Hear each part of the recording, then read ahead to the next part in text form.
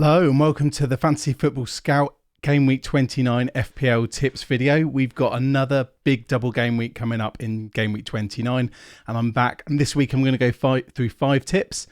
So I'm recording this Thursday evening just for clarity. So we found out that Haaland's not been training, he's just been in individual training, but later today you'll be watching this probably Friday morning, maybe Friday lunchtime. There's going to be a few more press conferences, so you will have a lot more information than I have right now. So what I'm going to do is I'm going to go through all the tips. The first one is the suspension tightrope. We're going to have a quick look at that, just a little bit of a recap. We won't spend much time on that. Then we look at a big topic in the community this week. Should we sell Arsenal assets? We'll go through the best midfielders for Game Week 29, looking at some stats in the Fantasy Football Scout members area. Then we're going to use the Rate My Team tool for the final 2 topics, which are the best defenders in Game Week 29. And we're also going to look at the best captain in Game Week 29, because again, it's another one that's really wide open. So please don't forget to like and subscribe, drop a comment below, if you've got any feedback, etc., or just want to get your opinion across, because obviously stuff in this is going to be my opinion and opinions can differ. So like I said, we'll get straight into the suspension tightrope. Now, not much has changed since the last time we did this. Just to recap for those that haven't been keeping up with this, it's on the Fantasy Football Scout main website. It's not even in the members area. You go on the main page, it's at the bottom right hand side. You'll be able to find it. Let me know in the comments if you can't. But if a player gets to 10 yellow cards, they're going to get a 2-game suspension. So the key thing there is, I know early in the season we were talking about the suspension tightrope. You get 5 yellow cards, you miss a game. If these players get 10 yellow cards, they're actually going to miss 2 Premier League games. Now, Tony is still right at the top of this with 9, alongside Czech Decore and Ruben Neves as well. I think only Tony's relevant. It's just worth bearing in mind that if Tony gets booked in the first game of his double game week this week, he will miss the second game in the double, but he'll also miss the game in game week 30 as well. So just worth bearing in mind, a bit like the situation we had with Mitrovic earlier in the season. However, it's a little bit worse because Tony would miss 2 games. Although I know a lot of people are looking at selling Tony, in the coming weeks, but just worth bearing in mind there. The only other real things to mention are on 8 yellow cards, we've got like Adam Smith, Casado, Maddison, Bentancur and Semedo. Now, the only one that's probably FPL relevant here is Maddison, but obviously if he gets booked in the first game of the double, he's on 9. So he's not going to miss a game in the double due to suspension, unless, of course, he gets sent off, for example. And someone made a comment, actually, in the video I made, it was 2 weeks ago now, mentioning that if Casado ends up getting suspended, maybe McAllister will play deeper for a couple of games.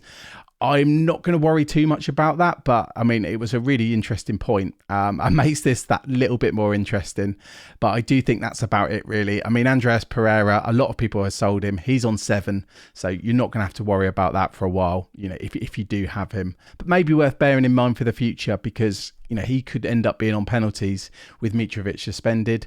So yeah, worth keeping an eye on if he gets a yellow this week, because then obviously he will move up the suspension tightrope and be on 8. But we're going to get into probably the hottest topic of the week, which is, I mean, it's probably almost been overdone. Should we sell Arsenal assets? And obviously the answer is always it's team dependent. But what I've done is I've had a look at the fantastic Lego Mane's fixture ticker, which actually includes European games as well. So you can follow him on Twitter, Lego Mane _FPL. Now, what's interesting here is a lot of us are looking at selling Arsenal assets because there's a clear route, with free hit 32.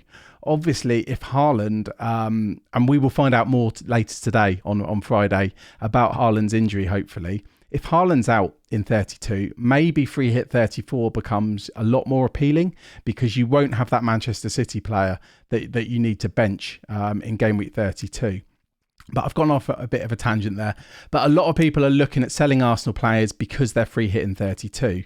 Haaland might affect your chip strategy, but that's probably one for another video. We did discuss it a little bit on Scoutcast on Monday, if you haven't watched that already. However, what's interesting here is actually probably game week 31. Because it's bad enough selling Arsenal assets this week when they're at home to Leeds, but obviously if people are on bench boost, I completely understand why they're doing that. But then you sell your Arsenal assets ahead of that Leeds game. You're probably not too worried about them in game week 30. But when we get to game week 31, Arsenal are playing West Ham. And what's interesting here is it's right in the middle of two ties against Ghent. So West Ham will play Ghent. Then just 3 days later, so 2 days rest, they play Arsenal. And then there's the second leg a few days after that fixture, which is on a Sunday for what it's worth. So Arsenal are not only going to be playing West Ham, admittedly Arsenal are away, but obviously both are in London, so not much travel time. It just seems like a game where Arsenal, I mean, they're going to be clear favourites against West Ham anyway, but just with that extra little factor, it's really given me pause for thought.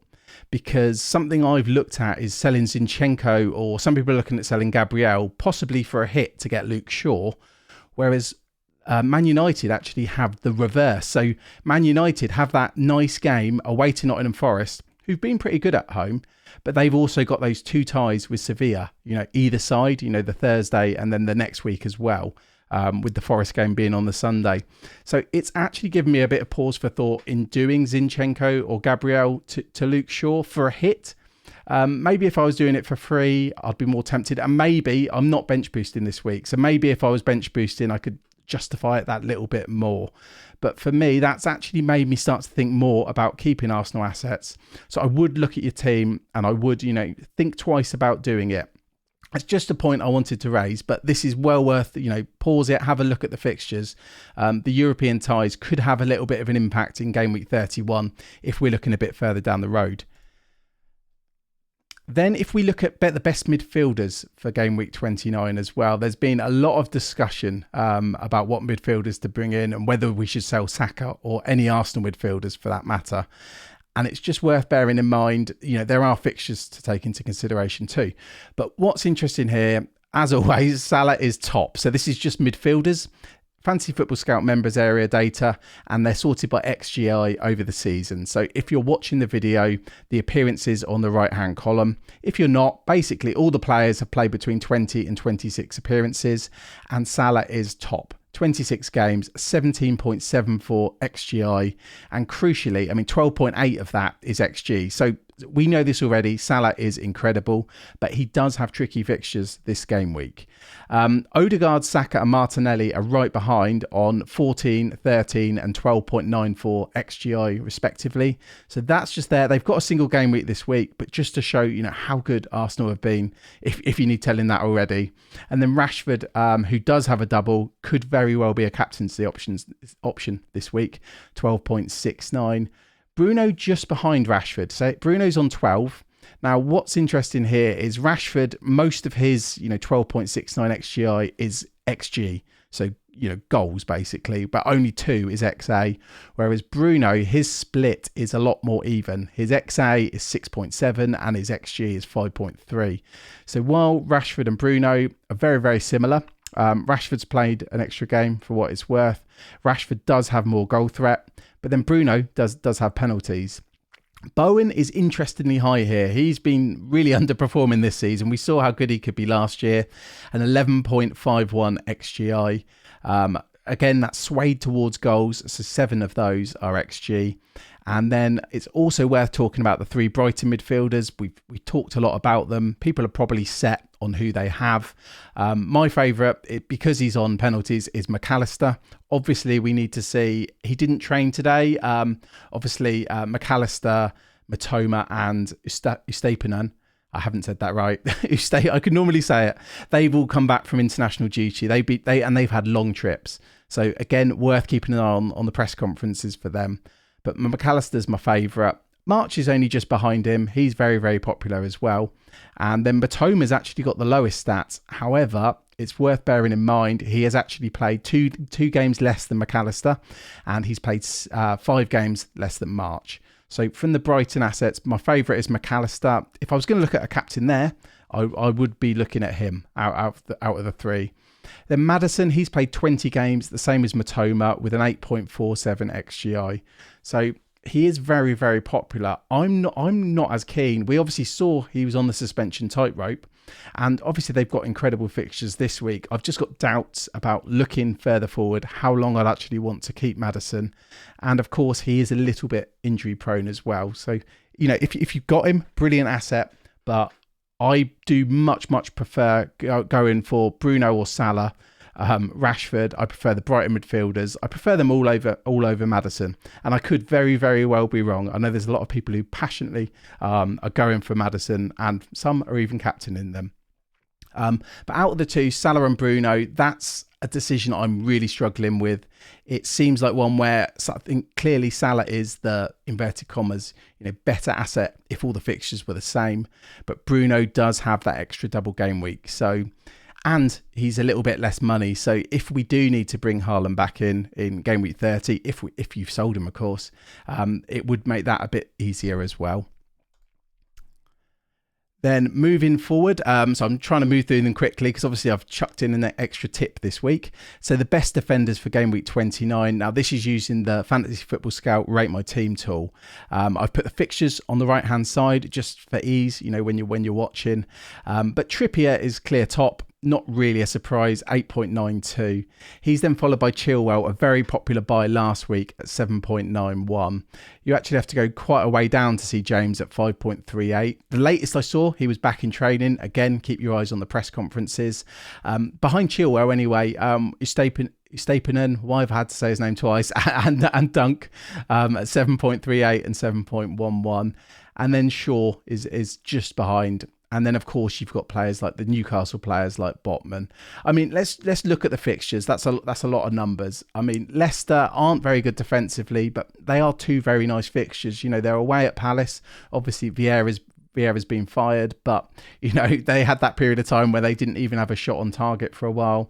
And then they got Villa at home, although Villa have seemed to have scored in every game under Emery. So maybe not as nice as it first appears anyway. The Brighton fixtures are obviously incredible for attackers and for defenders. Brentford at home and Bournemouth away. I don't think Forest assets are going to be very, very popular at all.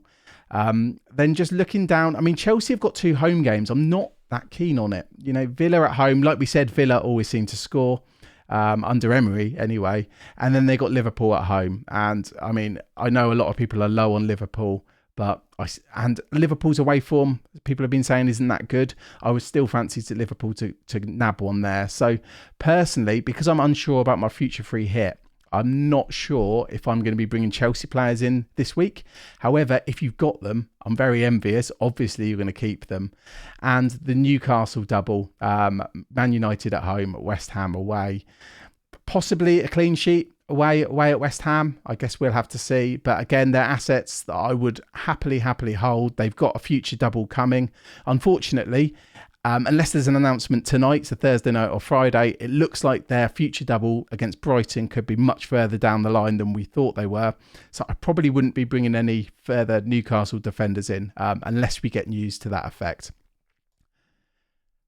And finally, I just wanted to have a look at the Rate My Team tool again. I know we've just gone through it for defenders, but just for all the players, who's projected to get the most points according to the model in game week 29. Again, you've got the fixtures down the side for those watching. Now, the top 2 in the model, Rate My Team model, as of Thursday night, Fernandes is top 9.85, Rashford is second 9.63.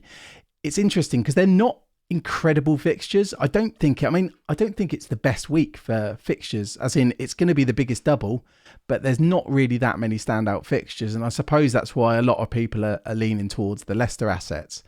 However, I think if Rashford was fit, or if he's declared fit on Friday, I think he would jump ahead of Bruno Fernandes. I think the most captain player will be Rashford.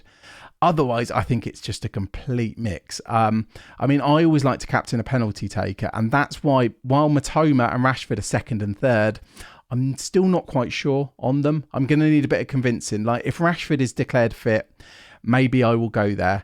I've been looking at Bruno Fernandes and McAllister. Now, the problem with McAllister is obviously, I don't know if he's trained yet.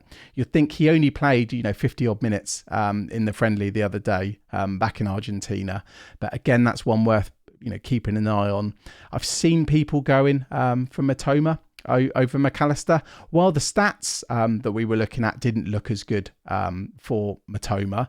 The Rate My Team tool really does like Matoma. Like I said, third place, 9.04. So yeah, I'm torn between the two penalty takers at the moment, McAllister and Fernandez, but I'm waiting for Rashford news. I think this is an absolute standout week. After so many weeks where we were just captaining players like Haaland every week, to be able to actually have a big, captaincy decision feels like a nice one for people who are chasing, mini league rivals or chasing overall rank. So I think try and enjoy it. If you've got a good rank, you just want to maintain, maybe you could be boring and go for Rashford. Maybe that could be a decisive factor.